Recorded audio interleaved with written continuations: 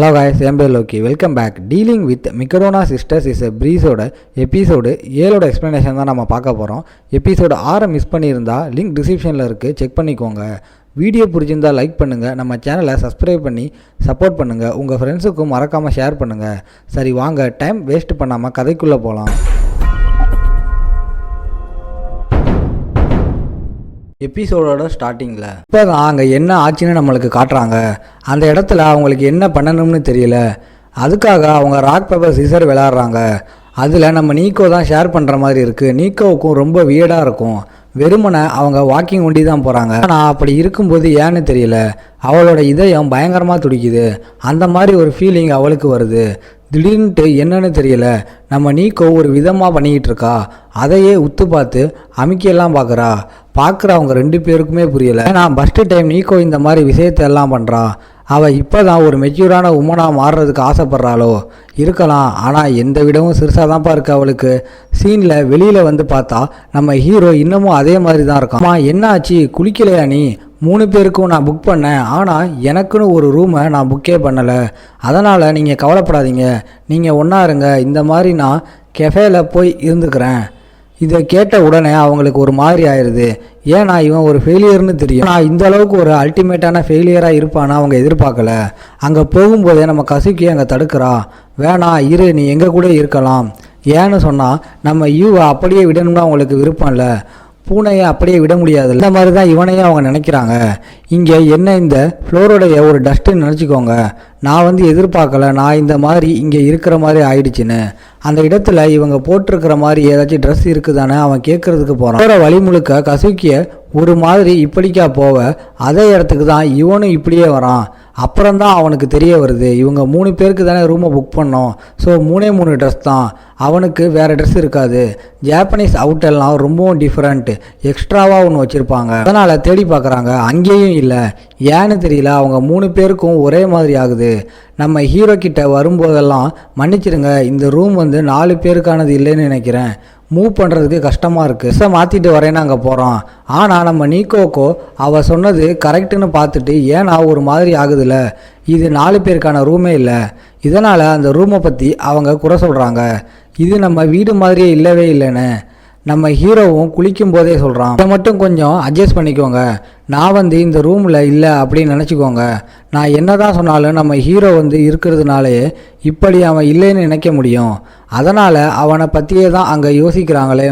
மணி 12 ஆயிடுது, ஆனால் அவங்களுக்கு தூக்கமே வரலையே. எல்லாருமே முழிச்சிக்கிட்டு இருக்காங்க. அவங்களோட இதயமோ அப்படி துடிக்குது. அவங்களுக்கு ஏன் இப்படி ஆகுதுன்னு புரியலை. அப்படி இருக்கும்போது ஏன் இப்படி ஆகுது? அவங்க தான் 3 பேருமே அங்கே ஒரு விதமாக யோசிக்கிறாங்க. நம்ம ஹீரோவும் இதெல்லாம் தெரியாமல் ஜாலியாக அங்கே இருக்கான். அவனோட டார்கெட் என்னன்னா, எப்படியாச்சும் அவங்க 3 பேரை ஒன்று சேர்க்கணும். அதே மாதிரி இன்னைக்கு ஃபோட்டோவையும் அவன் எடுத்தான். ஃபோட்டோ எடுக்கும்போது அவங்க ஸ்மைலே பண்ணலை. அங்கே நீக்கவும் சொல்கிறா, அங்கே ஸ்மைல் பண்ணுற வரைக்கும் இவன் விடமாட்டான்னு நினைக்கிறேன். இந்த இடத்துல யூ போகும்போது தெரியாதனமாக தண்ணியில் விழுந்துடுறான். அங்கே அதை பார்த்து சிரிக்கிறாங்க. அது சும்மா வேறு லெவல் ஃபோட்டோவாக அமையுது. அங்கே பழைய ஃபோட்டோ அவன் தேடுறான். அந்த பழைய ஃபோட்டோவை காணோம். ஒரு மெசேஜும் யாரோ ஒருத்தவங்க விட்டுட்டு போயிருக்காங்க. அந்த ஃபோட்டோவோட ஓனராக அந்த ஃபோட்டோவை எடுத்துட்டேன். கேட்ட உடனே அவனுக்கு சந்தோஷமாக இருக்குது.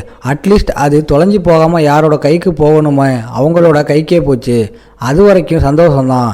அந்த இடத்துல இதே சந்தோஷத்தோட 2 நிமிஷத்தில் அவன் தூங்கிடுறான். இதை பார்த்து 3 பேருமே ஷாக் ஆகுறாங்க. இன்னவன் 2 நிமிஷத்தில் தூங்கிட்டானே. அந்த இடத்துல 3 பேருமே கேட்குறாங்க, ஆமாம் எதுக்காக நீங்கள் எல்லாருமே எழுந்திரிச்சிருக்கீங்க? அதை நான் கேட்கணும். இதனாலேயே அவங்க தூங்குறாங்க. அங்கே தூங்கும்போது கசுக்கியும் கேட்குறா, அந்த பிங்க் கலர் கிமினோ அதை நீ ஏன் எதுக்கு தேர்ந்தெடுத்த? நீ டாம்பையாக இருக்காததுக்கு முன்னாடி அப்போது அந்த மாதிரி விஷயந்தான் உனக்கு பிடிக்கும். இதில் அவளும் நம்ம கசுக்கியை பற்றி சொல்கிறா. கசுக்கி எப்பயுமே ஃபேன்ஸ்னு போவா.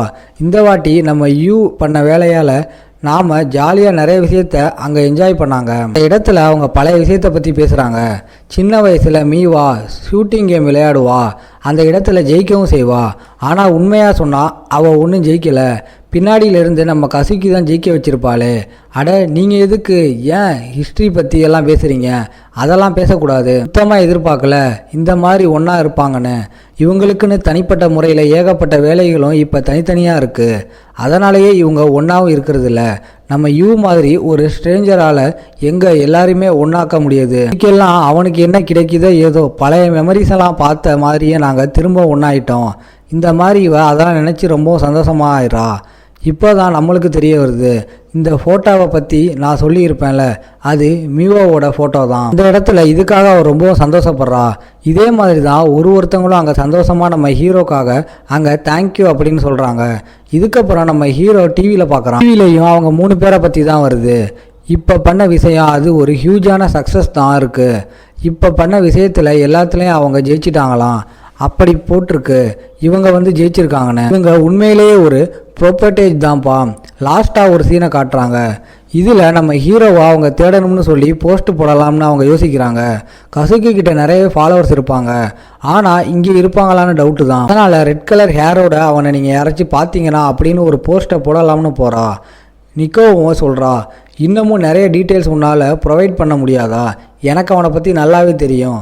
ஆள் புரோட்டீன் இதெல்லாம் ரொம்பவும் செய்வான். அதே மாதிரி என் மேலே ரொம்பவும் கேராக இருப்பான். அந்த மாதிரி ஒருத்தவங்களும் சொல்ல அவங்களுக்கே ஒரு மாதிரி ஆயிடுது. அந்த இடத்துல அவங்களே இதனால் தேடலான்னு டிசைட் பண்ணுறாங்க. அவன் அவங்கள பற்றி யோசிக்கிறான். அந்த ஃபெஸ்டிவல் எப்போ முடிஞ்சதோ அப்பத்துலேருந்து இவங்க கொஞ்சம் நெருக்கமாயிட்டாங்க. நிறையவே உதவி பண்ணுறது இந்த மாதிரி விஷயத்தெல்லாம் அவங்க பண்ண ஆரம்பிச்சிட்டாங்க. இதனால் நம்ம ஹீரோவுக்கும் ரொம்ப சந்தோஷமாக இருக்குது. அங்கே நம்ம யூவும் சொல்லியிருப்பான், உங்களுக்கு இதுக்காகவே நான் டின்னரை செய்யலாம்னு இருக்கேன். நம்ம ஆள் ஒரு பெரிய விருந்தே வைக்கலாம்னு அங்கே வரான். நான் ஆல்ரெடி வீட்டுக்குள்ளே ஏகப்பட்ட ஷூஸ் இருக்குது. நெக்ஸ்ட்டவ யாரோட ஷூ இப்படின்ட்டு நம்ம யூ உள்ளே போகிறான். இல்லை வேறு யாரோ ஒருத்தரோட குரல் கேட்குது. அது நம்ம மிக்டோனாவோட குரல் தான். இதை பார்க்குற நம்ம யூக்கும் அவ்வளோ சந்தோஷம். அங்கே சொல்கிறான், மிக்டோனா நீங்கள் எப்படி இருக்கீங்க? இதில் பார்த்ததில் ரொம்பவும் சந்தோஷம். நான் ரொம்பவும் நல்லா இருக்கேன்ப்பா. ஆனால் உன்னோட அம்மாவுக்கு அப்படி ஆனதை நினச்சி ரொம்ப எனக்கு கவலையாக தான் இருக்குது. ஆனால் நம்ம யூ சொல்கிறான், நீங்கள் அதை பற்றி கவலைப்படாதீங்க, நான் அதிலிருந்து மீண்டு வந்துட்டேன். அப்படி அப்போனா நல்ல விஷயந்தான், நீ கவலைப்படாத.